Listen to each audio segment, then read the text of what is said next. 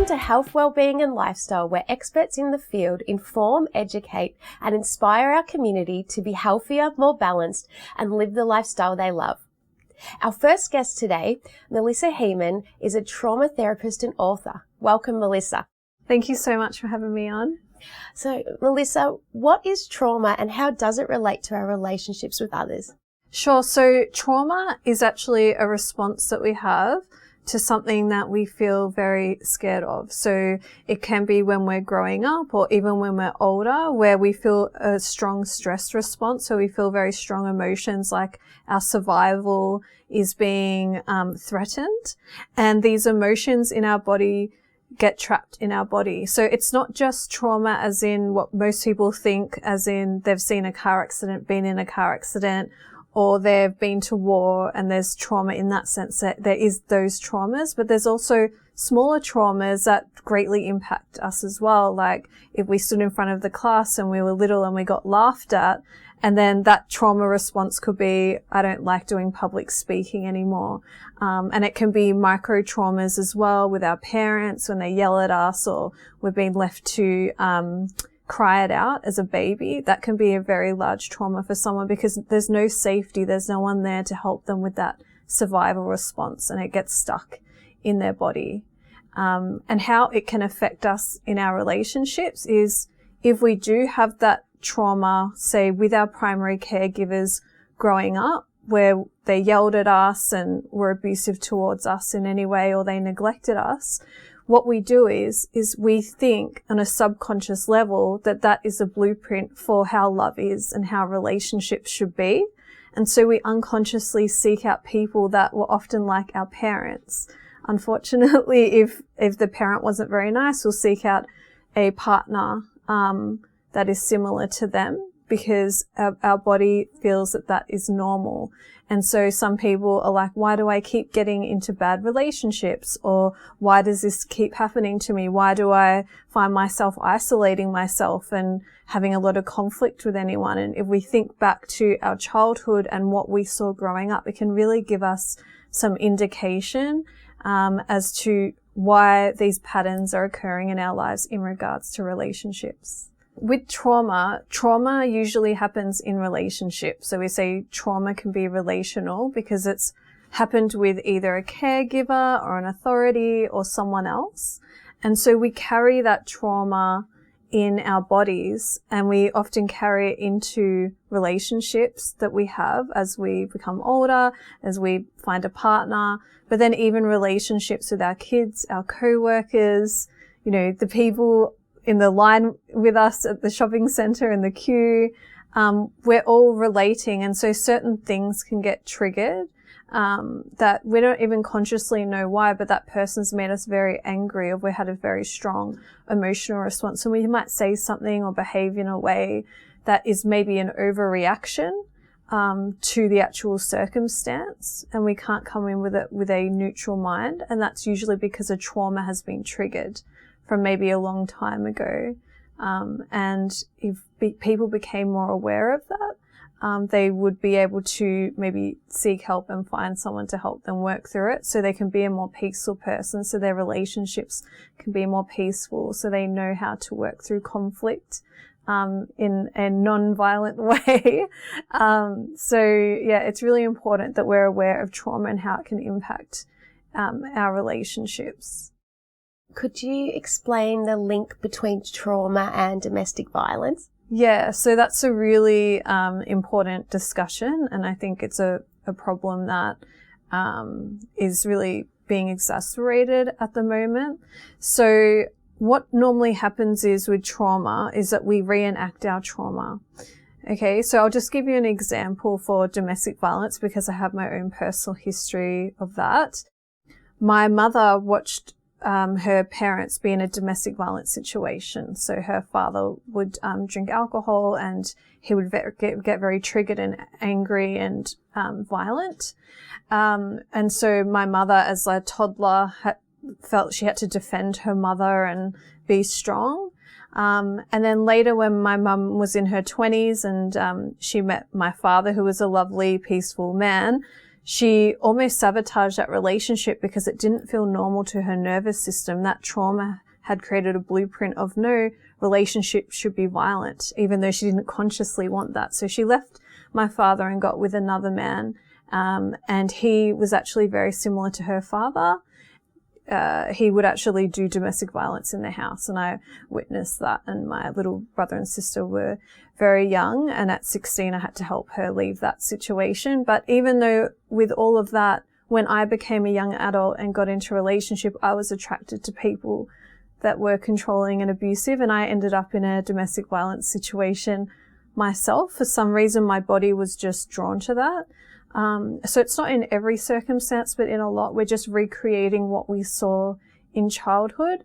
I guess you could say I was the victim, but also my low self-esteem, my insecurity, and my allowance allowed me to stay in that relationship for a little while. And then when I started doing the healing work with a therapist, then I realized that, and I realized I could break this generational pattern and cycle. What advice would you have for our viewers that are feeling like they're experiencing trauma in their relationships at the moment? I would say that everyone is probably, if you're in a relationship with anyone, you're probably going to have experiences with trauma. And the way that you can indicate and know that you are is if you're having quite strong emotional responses. If you find yourself in a fear state, or in a very angry or controlling state where you want to change the other person's behavior to make yourself feel better.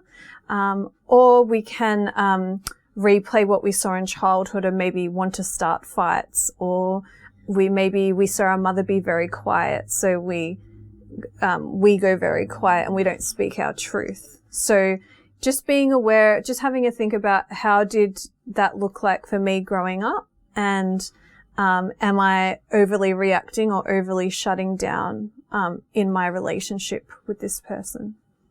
If you feel like you're having some of these symptoms or these relational trauma issues, then definitely seek a professional, a therapist, to work through it if you believe there's something there. That's such valuable and important information, Melissa. If you'd like to know more about Melissa and how trauma affects our relationships with other people, please go to her webpage on our website, wellbeingandlifestyle.com.au. And after the break, we have another interesting guest with another interesting topic. Stay tuned. After the break, we have youth educator Marilou Coombe talking about crucial learnings to self-confidence building for youth.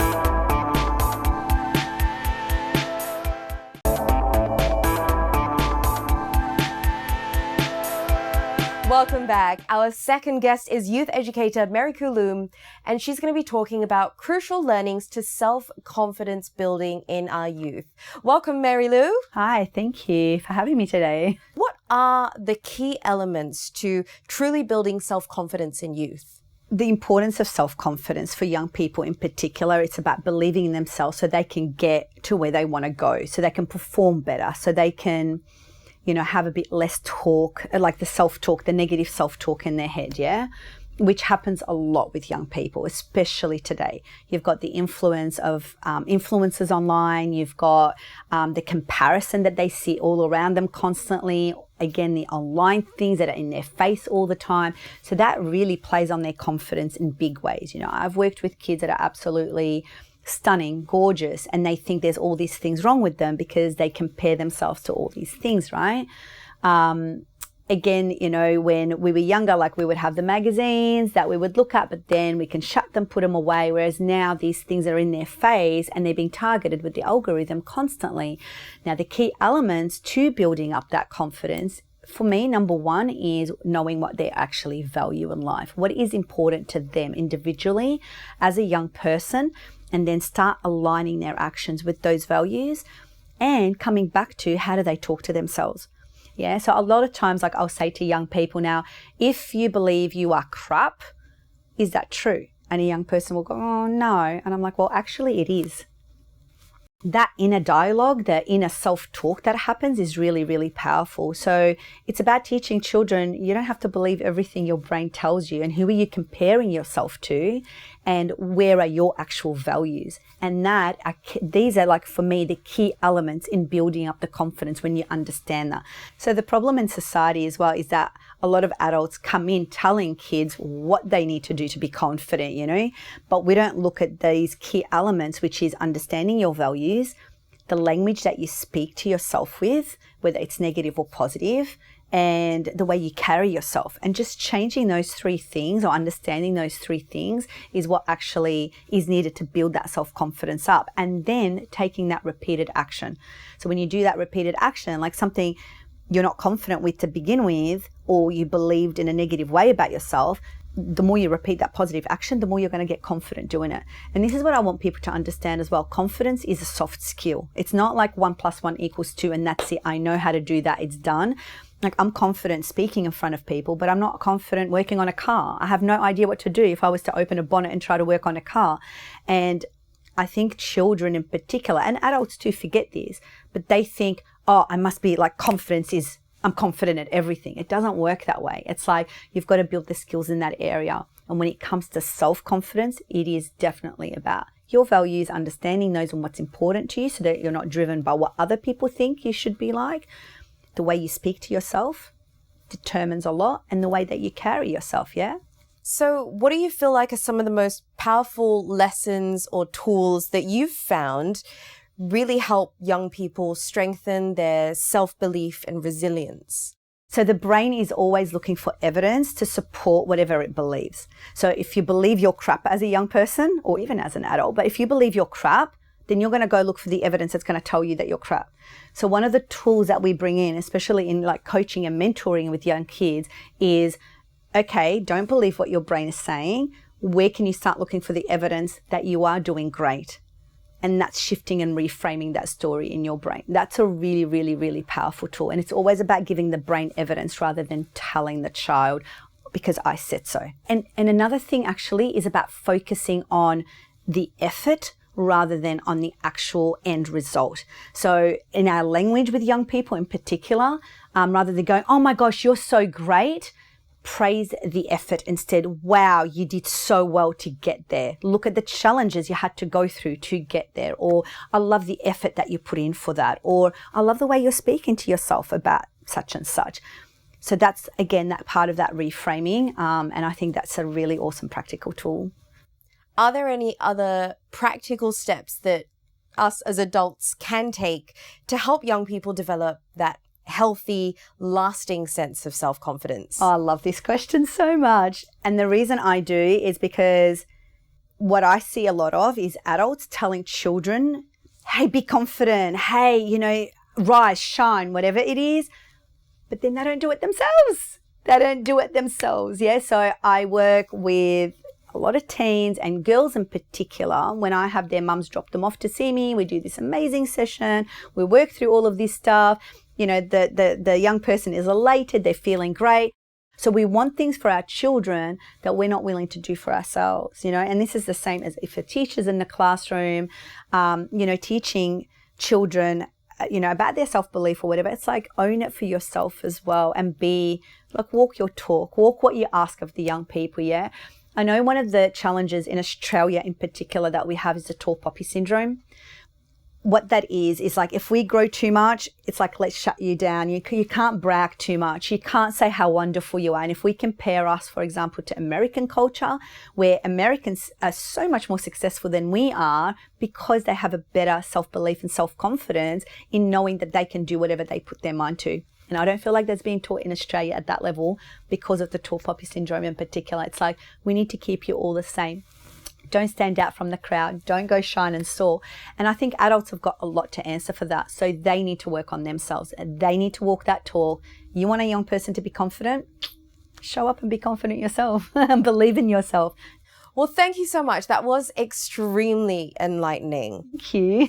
If you would like to know more about crucial learnings to building up the self-confidence in our youth, or more about Marilou, you can visit her webpage on our website, healthwellbeingandlifestyle.com.au. We'll be back after the break with another guest and another great topic. Stay tuned. After the break, holistic counsellor Barbara Jackson will answer the question, do we share energy with our animals?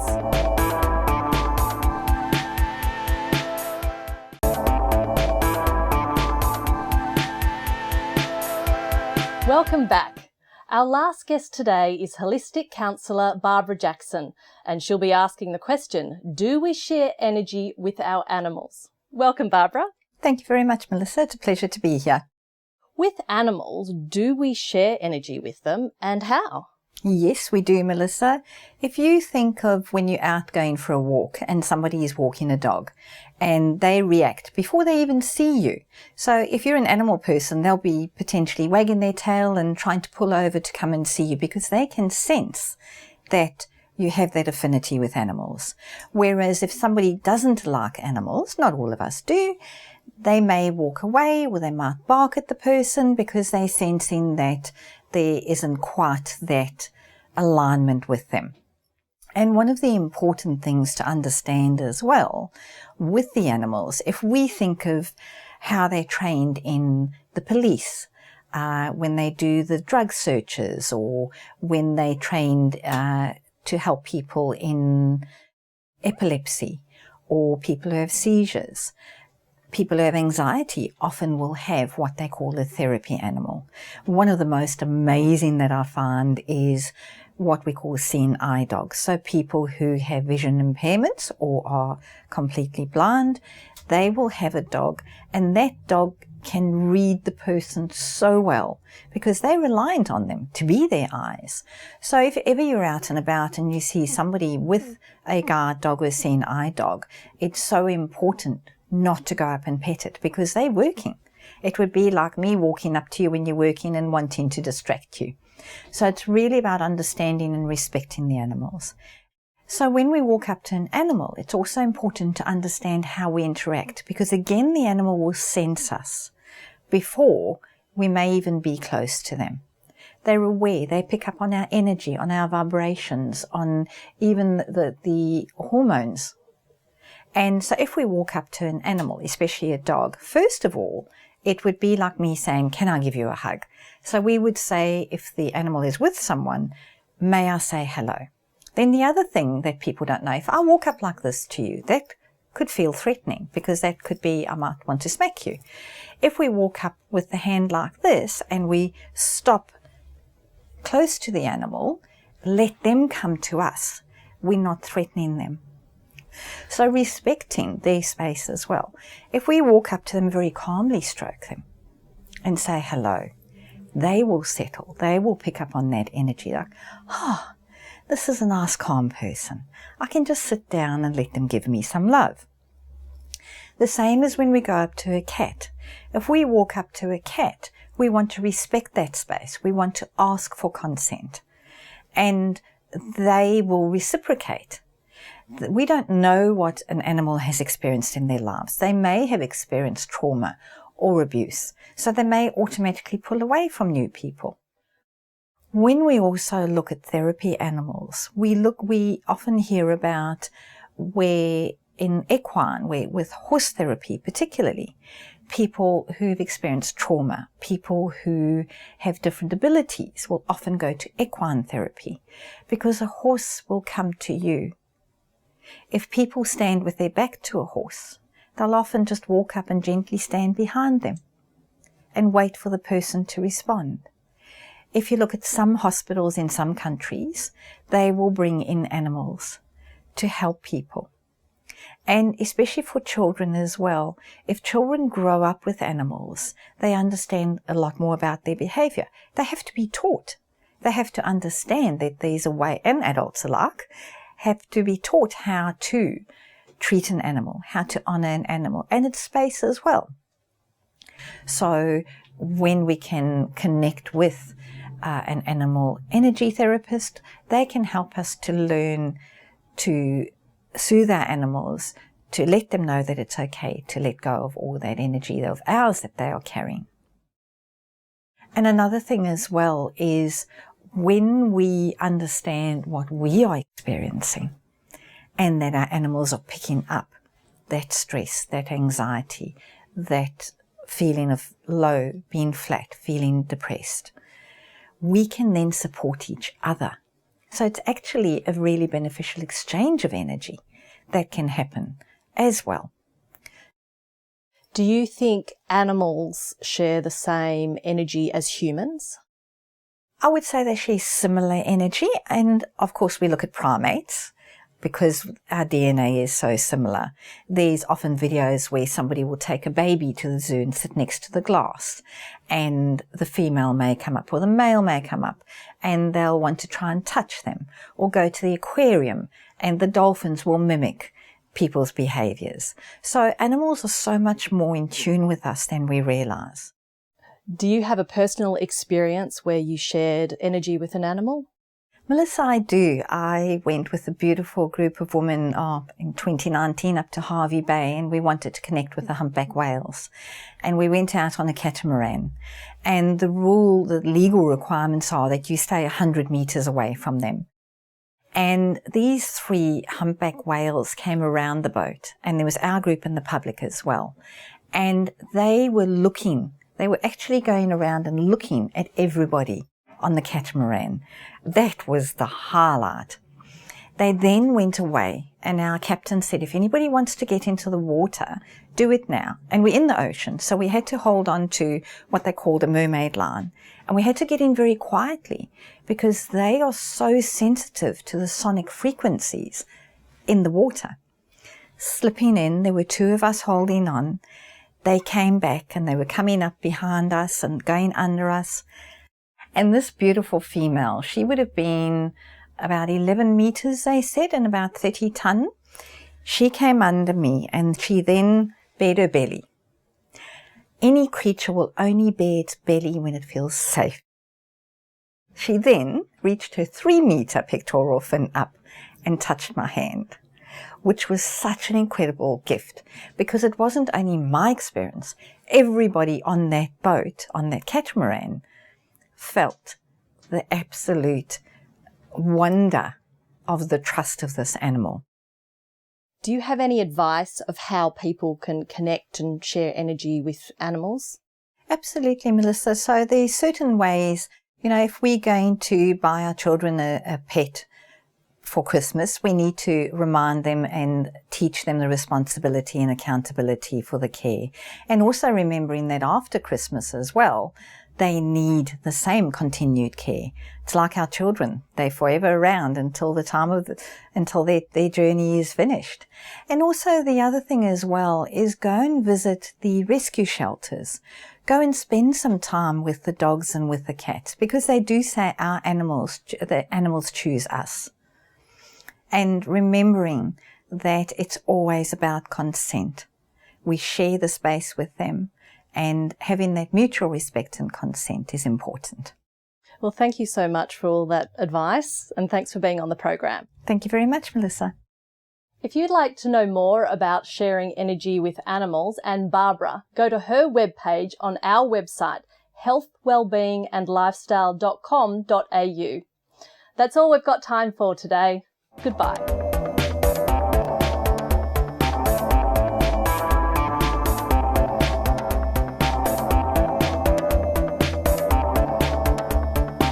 If you'd like to know more about our show, please like us on Facebook, follow us on Instagram, and subscribe to our YouTube channel.